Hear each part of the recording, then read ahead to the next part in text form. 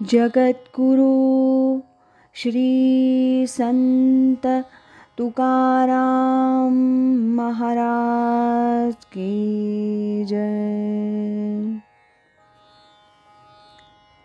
परमपूज्य स्वामी माधवानंद यांनी लिहिलेल्या संत तुकारामांच्या निवडक अभंगातून दिव्यत्वाचा संस्पर्श या पुस्तकातील आज ऐकूया प्रवचन 5.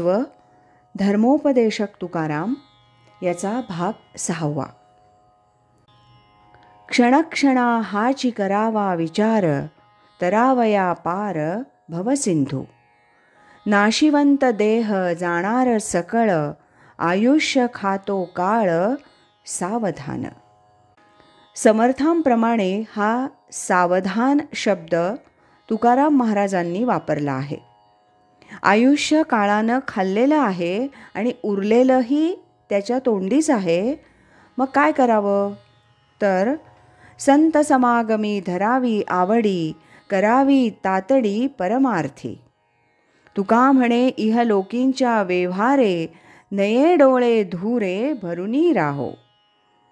जगामध्ये धुक्यामुळं दुसरं काही दिसत नाही, तसा तुझ्या डोळ्यांमध्ये इहलोकीच्या व्यवहाराचा धूर भरलेला आहे. त्यामुळं ज्या अधिष्ठानावर हा व्यवहार चालू आहे त्या देवाकडं तुझं लक्ष राहत नाही. असा राहू नको. साधनेचा अग्नी प्रदीप्त कर, म्हणजे धूर निघून जाईल आणि ईश्वर तत्व स्वच्छ दिसेल. घ्या रे भाई कोणी काही थोडे बहु, येच हाटी बांधा गाठी पारखून. या हाटी कसं तरी काहीतरी गाठीला बांधून घेऊ नका, पारखून घ्या. हाट म्हणजे बाजार. आयुष्याच्या बाजारात जे घ्यायचं ते तुम्ही पारखून घ्या. बेकन नावाच्या तत्त्वज्ञानं म्हटलंय, in this मॉर्टल fair only profit is God. नाशवंत अशा या जत्रेमध्ये नफा हा फक्त देवच आहे. हेच समर्थ म्हणतात, हाट भरला संसाराचा, नफा पहावा देवाचा. All wise men belong to one religion. असे एका विचारवंतानं म्हटलंय. सर्व सत्पुरुषांचे विचार एकच असतात. म्हणून ते म्हणतात, हेची हाटी बांधा गाठी पारखून. वेच आहे सरले पाहे मग खोटे. वेच आहे म्हणजे अजून शिल्लक आहे, पण मग थोड्या वेळानं सगळं संपलं अशी पाटी लागेल. त्याच्या अगोदर तू मिळव, अगोदरच तू घे. वेच आहे, अजून शिल्लक आहे. काय शिल्लक आहे? आयुष्य शिल्लक आहे. शरीराची आणि बुद्धीची शक्ती शिल्लक आहे. जेवढी शक्ती शिल्लक आहे त्यातून तुला हे ग्रहण करता येईल. पण जेव्हा समज येईल तेव्हा मात्र तू लगेचच चालायला सुरुवात केली पाहिजेस. नाहीतर काय होतं?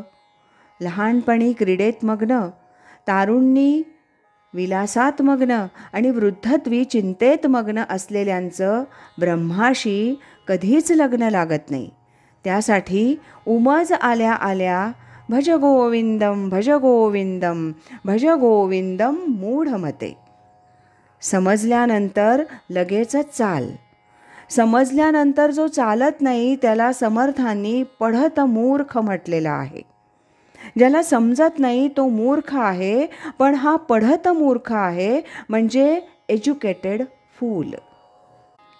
उघडे दुकान रात्र झाली कोण सोडी मग. दुकान उघडं आहे तोपर्यंत तुला जायचं आहे. रात्र झाल्यावर तुला आज सोडणार कोण? शेवटी म्हणतात, तुका म्हणे अंतकाळी जाती टाळी बैसोनी.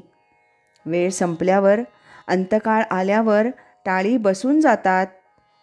म्हणजे दुकानाची टाळी म्हणजे कुलप बसून जातात आणि तुमचीही टाळी बसून जातात. काहीही बोलता येत नाही. आता केवळ भोग घेऊ आणि शेवटी देवाचं नाव घेऊ, असं म्हणणाऱ्यांना महाराज सावध करीत आहेत. हरिनाम वेली पावली विस्तार, फळी पुष्पी भार ओल्हावली. फळाफुलांनी लगडल्यामुळं ती वेल वाकली आहे. कशाची वेल आहे तर हरिनामाची. तेथे माझ्या मना होई पक्षीराज, साधावया काज तृप्तीचे या. मला तृप्ती पाहिजे ना, सुख पाहिजे ना, तर ते फळ घे. कसलं फळ? हरिनाम घेतल्याचं फळ घे. त्याला समाधान असं म्हणतात. मुळीची या बीजे दाखविली गोडी, लवकरची जोडी जाली याची. मूळचं बीज कोणतं तर परमेश्वराचं नाम. त्यानं या नामातली गोडी तुला दाखवली. त्याचीच वेल होऊन तिला हे तृप्तीचं गोड फळ आलं आहे. ते लवकर पदरात पाडून घे आणि जालियाचं म्हणजे जन्माला आल्याचं सार्थक लगेच करून घे. तुका म्हणे क्षणक्षणा जातो काळ, गोडी ते रसाळ अंतरेल. क्षणाक्षणाने जीवनकाल निघून जातो आहे. काळाच्या ओघात ही रसमय गोडी घेण्याची तुझी क्षमता क्षणाक्षणानं कमी होईल. सर्वेंद्रियाणां जनयन्ति तेजः, अपि सर्वं जीवितम् अल्पमेव. असं नचिकेता हा 9-10 वर्षांचा मुलगा यमराजाला सांगतो. कठोपनिषदात हा प्रसंग आहे. नचिकेताचा प्रश्न आहे की मेल्यानंतर माणूस राहतो असं काही जण म्हणतात, जातो असं काही जण म्हणतात. नक्की काय होतं, कोण राहतो कोण जातो, याचा अर्थ त्याला सगळं ब्रह्मज्ञानच सांगायला पाहिजे. म्हणून यमराज म्हणतात, हा प्रश्न सोडून बाकी काही विचार, वाटेल तेवढं धन, पृथ्वीचं विशाल साम्राज्य, शतायुषी पुत्र पौत्र, हवं तेवढं आयुष्य मागून घे, हवे ते सर्व भोग रथ वाद्य अप्सरा घे, पण हा प्रश्न विचारू नकोस. त्यावर नचिकेता एवढंच म्हणतो, हे सगळं संपणार आहे. सर्व इंद्रियांचं तेज म्हातारपणी क्षीण होईल. हे शेकडो वर्षांचं जीवित देखील तसं अल्पच आहे, केव्हा तरी संपणार आहे. अपि सर्वं जीवितम अल्पमेवम तवैव वाहस्तव नृत्यगीते. ही अप्सरांची नृत्य गीतं तुझी तुलाच लखलाप असू देत. मला काही नको, माझ्या प्रश्नाचं उत्तर दे. मला हे ज्ञान प्राप्त करून घ्यायचं आहे. मला शरीर बुद्धी आणि मन आहे, त्यांचा योग्य वापर करून मी ईश्वर प्राप्तीचं समाधान मिळवणार आहे. सुख हा ज्यांच्या आयुष्याचा उद्देश असतो त्यांच्या आयुष्याची कथा ही दुःखांतिका असते. समाधान किंवा ज्ञान हा ज्यांच्या आयुष्याचा उद्देश असतो त्यांच्या आयुष्याची शेवटची घडीसुद्धा सुखांतिका असते. या बाबतीत विवेकानंदांना त्यांच्या एका परदेशी मित्रानं म्हटलं, आमचा धर्म जगावं कसं छान हे शिकवतो, तुमचा धर्म ते शिकवित नाही. त्यावर विवेकानंदांनी सांगितलं, आमचा धर्म जगावं कसं छान हे तर शिकवतोच, परंतु मरावं कसं छान हेही शिकवतो, जे तुमचा धर्म शिकवित नाही. कृतार्थ होऊन शरीर ठेवता आलं पाहिजे. गुरुदेव रानडे यांचे गुरु भाऊसाहेब महाराज उमदीकर असं म्हणत असत की आम्ही टाळी वाजवून वैकुंठाला जाणार. आणि खरंच अखेरच्या क्षणी भजन संपल्याचा गजर चालला असताना टाळी वाजवली आणि देह ठेवला.